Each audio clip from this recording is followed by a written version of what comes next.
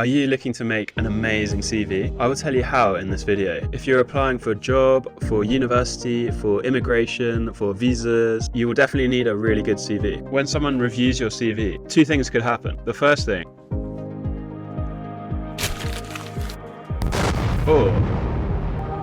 yes, this CV is about the most important document you will ever make in your life. It can give you a new job, new opportunities, make more money. It can completely change your life, but you only have a few seconds to make a key impression. Luckily, it's not that hard, and I'm going to show you. Okay, let me ask you a question. Out of these two CVs, which one do you like the most? This one or that one? Out of these two CVs, which one do you prefer? This one or this one? I tell you, the most important thing in a CV is to keep it really simple and concise. Just have the important information there. Too many people write so many long things in their CV. When someone is reviewing your CV, you want them to think, wow, this is beautiful. I love it. It's really important to make it really beautiful. I've reviewed thousands of different CVs, and some of the CVs just make me think, oh, it's disgusting. Some of them make me physically feel sick.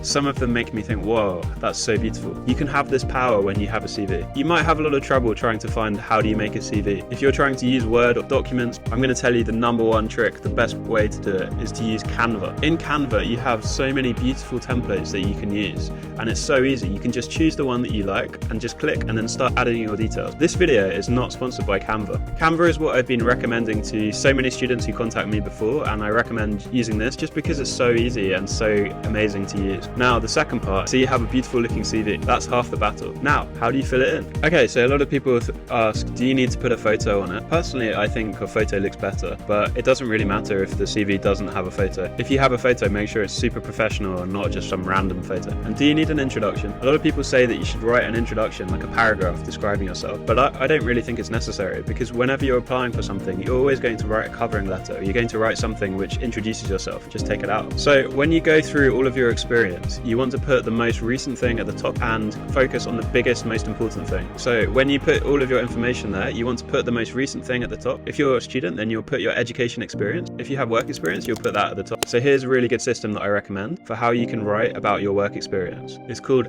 XYZ. So in every job that you did, you can write 3 points, and these can be your biggest achievements. And you can use this method called XYZ. Lots of people just write some vague sentence, which is not very helpful. It's hard to work out what you actually did and how impactful it was. So make sure that you write, I accomplished X as measured by Y by doing Z. So it's really important to have a number there and have a key achievement that you did, and also to show exactly what you did and just be really concise about it. So I would go through every job that you have, especially the big jobs, and write X, Y, Z, 3 points, the 3 biggest achievements you did in each of those jobs, such as I broke the team sales target as measured by reaching $1 million in sales, by revitalizing the workforce and creating new scripts and training the team, something like that. So make sure when you go through the CV, you have no cliches and it's just really direct and beautiful. And definitely you need to have a spell checker. So many people have some mistakes, and it's so bad if you have a mistake in your CV. There's no way you can have any kind of mistake in your CV.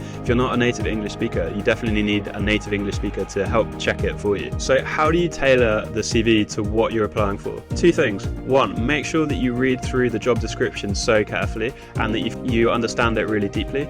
And secondly, make sure that you have some keywords that are related to the job that you're applying for in your application. So if you're applying for a marketing role, make sure you have similar related keywords and you're kind of mentioning the things that you're going to be doing. For example, AdWords, SEO management. Try and include all of these things. If you don't have direct experience, you can write as a skill, or you can add it there, because a lot of companies, they have some AI which will check your CV to make sure that you fit and to see what percentage that you fit the role.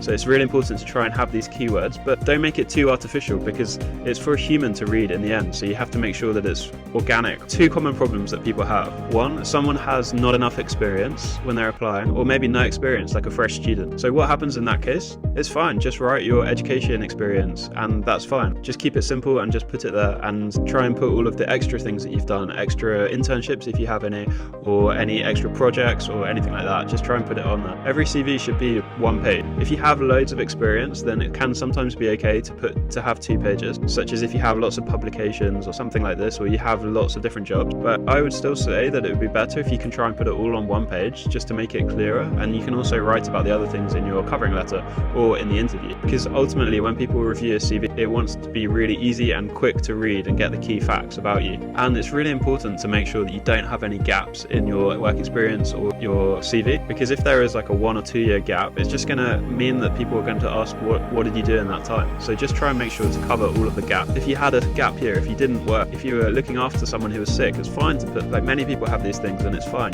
we're human. The other most really important thing is when you've done it, after you've spell checked it really carefully, you don't want to have any errors in it, is that you try and get someone who can help to check it for you. Someone who works in that field or in the place that you're applying for, try and get some feedback to see how it can be improved after that to make it amazing. Because often someone else's perspective can make a massive difference to your CV, and it can have a huge difference looks and how it comes across. And then another really important thing is to make sure to put your LinkedIn link on there, because many people will check your LinkedIn, and you want to make sure that your LinkedIn has lots and lots of really good content on there, and it's completely filled out, has a really professional photo. And also try and post some industry related things onto your LinkedIn or your social media, because a lot of these people, companies, universities, if they're looking at you, they may be checking social media and also checking videos if you've made any industry related videos or if you have a blog. I can tell you that I've hired some people from YouTube, so it can be really good just to be making this content. It can bring huge opportunities. So if you have any questions, let me know in the comments, and follow me for more videos about related content,